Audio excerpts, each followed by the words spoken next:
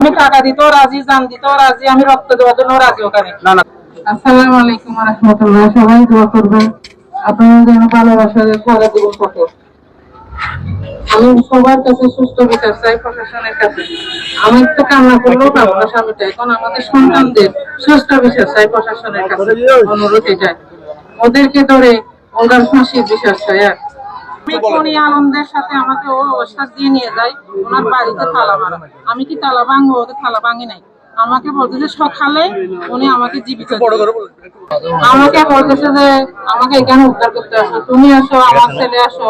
ওই যে আমার সাথে আমার ছোট ভাই ছিল, বড় ভাই ছিল, ওই আব্দুল সালাম ছিল, ফাহাদ ছিল, ইসাক ছিল, আরো অনেক প্রশাসন ছিল। ওরা গলির আওয়াজ শুনে চলে আসে, আমরা আসি না। আমাদেরকে বলে আপনারা চলে যান, সকালে বিচার পাবেন। আমি বলতেছি আমি এখন যাবো, আমি বিচার সকালে মানবো না।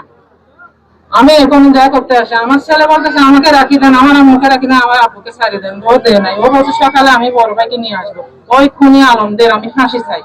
তখন আলম কি আপনাকে কোনো টাকা পয়সা নিয়ে যাওয়ার জন্য বলেছিল? 70 লাখ টাকা করছিল, আমার 70 লাখ টাকা এখন যতটা পাই ততটুকু নিয়ে গেছি আমি। আমি বলতেছি এখন আসো তাড়াতাড়ি, টাকাও নাও, যা নিবে না, আমাকেও রাখো, আমার সঙ্গে আমার বিয়েকে দিয়ে বলো।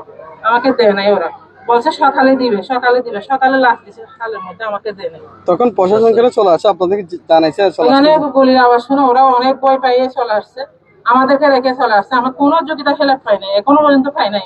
ফাঁসিদের খুনিদের ফাঁসি চাই। চলে আসার সময় আপনাদেরকে বলছে নাকি পুলিশ? না বলে নাই, আমাদেরকে রেখে চলে আসছে। আমরা অনেক কম ছিলাম ওখানে।